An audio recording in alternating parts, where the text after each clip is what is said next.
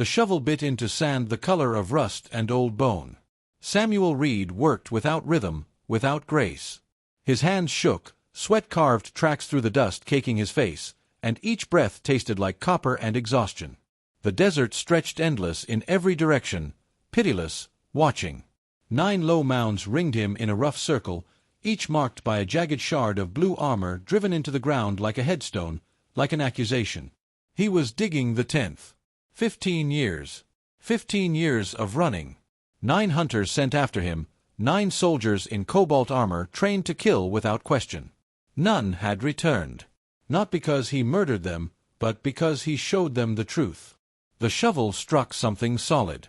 Samuel fell to his knees, clawed the sand away with bleeding fingers until he uncovered a cracked child's cup and a tiny canvas shoe no bigger than his palm. Footsteps crunched behind him, slow, deliberate. He didn't turn. 15 years they hunted me, he said, voice raw. 9 failed. You're right on time. I'm finishing the 10th grave for you now. Silence. Then a woman's voice, controlled but threaded with uncertainty. Stand up. Turn around. Look first, Samuel said. Then decide. She stepped closer. He heard the sharp inhale when she saw the cup and the shoe. What is this? Samuel rose slowly. The hunter was tall, deep cobalt skin shimmering under the brutal sun, armor-scarred but lethal. Her rifle never wavered, yet her eyes did. Young, maybe 25 standard years. Northern clan features, jet-black warrior braid, fear she was trying to bury under discipline. Your name, he said. You don't ask questions. You're the target. Your name. A beat. Mari. Clan Kashari. 10th Blade Division.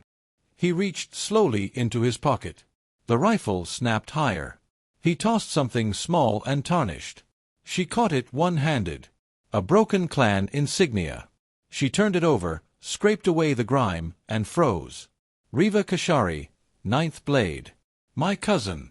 Died 3 years ago. Training accident. That's what they told us. They lied, Samuel said. From beneath the collapsed rocks nearby came a faint cough, then a fragile child's voice. Mari, is it really you? The rifle dipped. Mari's face drained of color. That's not possible. That can't be. Go look. She walked like a sleepwalker to the narrow gap in the rubble, knelt, and whispered, It's me, baby. The boy's voice broke with desperate joy. They said the humans killed you. Mari sat hard in the sand, rifle forgotten. Ken Sora. You died 5 years ago. Border raid. We saw the bodies. They showed you bodies, an older voice said from the darkness. Not ours. Another figure limped into view, an elderly Kashari woman, white-haired, posture still military straight. Former Commander Sivan. Officially dead for 7 years. There were 43 survivors under those rocks, blue-skinned and human, children and elders, all declared casualties of war, all inconvenient witnesses who had seen both sides working together when the cameras weren't rolling. The ground trembled. On the eastern ridge, silhouettes appeared against the white sky, armored crawlers, blue banners snapping in the hot wind. Mari's calm crackled. 10th Blade Mari, clear the kill zone. Full sweep authorized. You have 60 seconds. She stared at the detonator Samuel pressed into her hand, mines he had placed weeks ago at the only choke point the crawlers had to pass.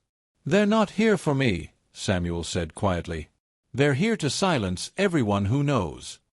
Mari looked at the crawlers, at the rocks hiding 43 living ghosts, at the man she had been sent to execute. Then her thumb settled on the trigger. 3-second delay on their bombardment, she whispered, tactical mind racing through the shock. If we collapse the ridge during the flight window, the debris intercepts the shells. Samuel nodded once. The comm gave its final warning. Mari ripped it off and hurled it into the sand. The crawlers fired. She pressed the button. The world roared. Mines detonated in perfect sequence, the ridge face sheared away, and a mountain of stone crashed down just as the bombardment rounds arrived. The shells met a wall of rock instead of open air. The explosion was muffled, apocalyptic, beautiful. When the dust settled, the entrance was sealed behind tons of stone. They were trapped inside, but alive.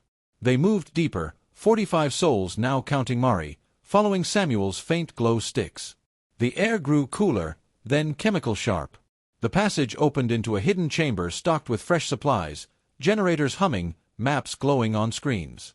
Supply lines running weapons and medicine straight into enemy human territory for 8 straight years.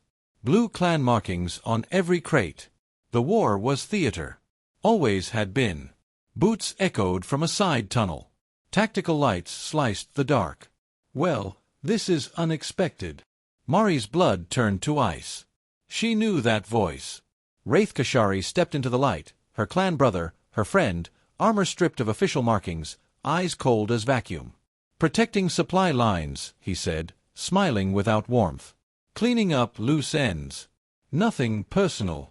6 Black Ops soldiers fanned out behind him. Samuel stepped forward. The war isn't the problem. It's the solution. Keeps everyone too afraid to look at who's really pulling the strings.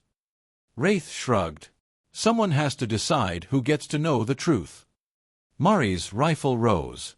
I'd rather be a traitor than a. It was. But young Ken, clutching Samuel's scanner, found the hairline fracture where air whispered through stone.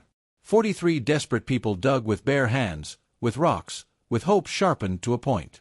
Mari and Samuel held the choke point until ammunition ran dry, until only sidearms remained, until Wraith's team closed like wolves.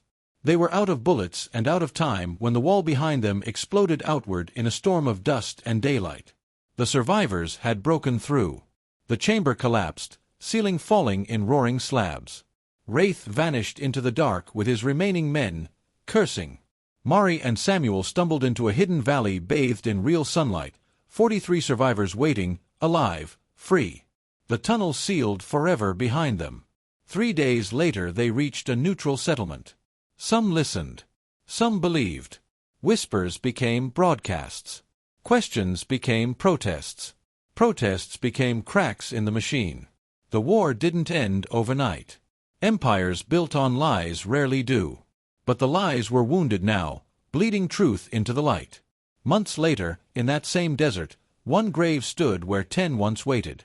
A single marker, a broken shard of blue armor lashed to a human rifle barrel, driven deep into the sand.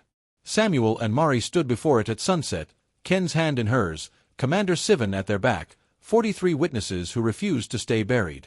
15 years off Huntress ended here, Samuel said. Mari squeezed his hand. And the truth they tried Tokul just crawled out of its grave. Above them the desert sky burned gold, vast and free. Tomorrow Woodbrin Winters, new lies, new battles. But tonight, 45 people who should have been dead stood together under the same sky, breathing the same air, carrying the same dangerous truth. And that was enough. Because once people start asking the right questions, no wall is thick enough, no desert wide enough, no lie eternal enough to bury the answer. Humanity, blue-skinned or pale, had remembered how to fight for something that actually mattered. And the war machine, for the first time in generations, was afraid.